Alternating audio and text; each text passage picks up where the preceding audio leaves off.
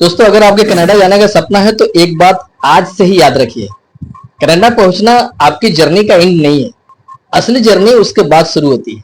Airport से बाहर निकलते ही आपको एक नई कंट्री, नया सिस्टम और नई करेंसी और बिल्कुल नया लाइफ स्टाइल देखने को मिलेगा।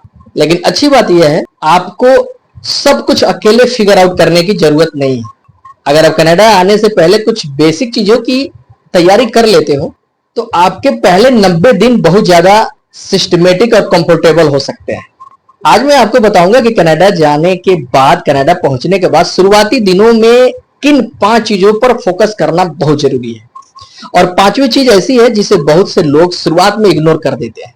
मान लीजिए एक लड़का अमन है, इंडिया से कनाडा जाता है। उसके दिमाग में बहुत सारे सपने हैं। नई जॉब मिलेगी, अच्छी अर्निंग होगी, अपना घर होगा और धीरे धीरे फैमिली को भी कनाडा बुलाऊंगा। अमूमन ये सबके जहन में होता है। लेकिन पहुंचने के बाद कनाडा उसे समझ आता है कि यहाँ सिर्फ मेहनत करना ही काफी नहीं है, आपको सिस्टम समझना भी पड़ता है। कहाँ जॉब सर्च करनी है, कौन से डॉक्यूमेंट्स जरूरी है, बैंकिंग कैसे मैनेज करनी है, अपनी इंग्लिश और कम्युनिकेशन को कैसे इंप्रूव करनी है, और सबसे जरूरी, किसी प्रॉब्लम में फंसने पे सही जगह से हेल्प कहाँ मिलेगी।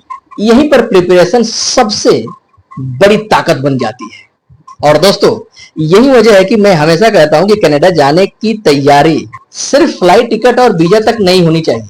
आपको अपनी लाइफ की भी प्रिपरेशन करनी चाहिए, जिसमें सबसे पहले बेसिक सेटअप मजबूत करो। आप कनाडा पहुंचने के बाद सबसे पहले अपनी बेसिक लाइफ को स्टेबल करने पर ध्यान दीजिए।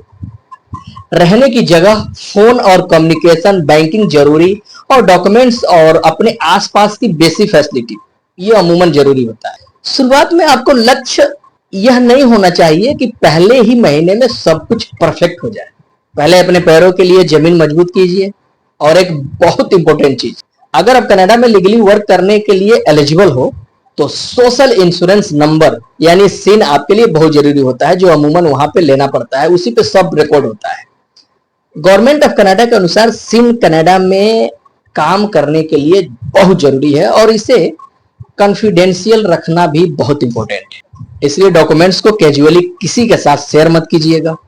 जॉब के लिए सिर्फ एक रास्ते पर डिपेंड मत रहना। आप सबसे इंपॉर्टेंट चीजें बता रहा हूं। जॉब, बहुत से न्यू कमर जब सोचते हैं दोस्तों, बस कनाडा पहुंच जाऊंगा और कुछ ही दिनों में जॉब मिल जाएगी, होता ऐसा नहीं है। लेकिन रियलिस्टिक जो है ना अप्रोच क्या है, जॉब सर्च को एक प्रॉपर प्रोसेस की तरह ट्रीट करना, रिज्यूम को कनाडियन जॉब मार्केट के हिसाब से तैयार करना, अपनी स्किल को क्लियरली बताना, इंटरव्यू की प्रैक्टिस करना, नेटवर्किंग करना बहुत जरूरी होता है और अलग अलग जेन्युइन जॉब रिसोर्सेस का इस्तेमाल करना। गवर्नमेंट ऑफ कनाडा भी न्यू कमर के लिए resume writing, job search, training और जॉब बैंक जैसे रिसोर्सेस की जानकारी देता रहता है। और यहाँ की पॉजिटिव बात आपको बता रहा हूं, अगर पहली जॉब आपकी ड्रीम जॉब नहीं है तो इसका मतलब ये कतई नहीं है कि आपकी जर्नी खत्म हो गई। कई लोगों की करियर जर्नी एक एंट्री लेवल अपॉर्चुनिटी से शुरू होती है दोस्तों। तीसरी चीज है कम्युनिकेशन। अगर आपकी इंग्लिश परफेक्ट नहीं है तो डरने की जरूरत नहीं है, लेकिन उसे इंप्रूव करना जरूरी है। आप रोज 20-30 मिनट इंग्लिश सुन सकते हो, प्रैक्टिस कर सकते हो, अपने काम से जुड़े वर्ड सीख सकते हो जो अमूमन लोग यूज करते हैं, लोगों से छोटी छोटी कन्वर्सेशन शुरू कर सकते हो। और सबसे जरूरी, गलती करने से डरना नहीं है दोस्तों। हमने भी किया है, शुरू में नहीं समझ में आता, अभी भी सीख रहे हैं, क्योंकि लैंग्वेज किताब से कम और इस्तेमाल करने से ज्यादा आती है। न्यू कमर के लिए लैंग्वेज लर्निंग और सेटलमेंट सपोर्ट जैसी सर्विसेज भी उपलब्ध होती है।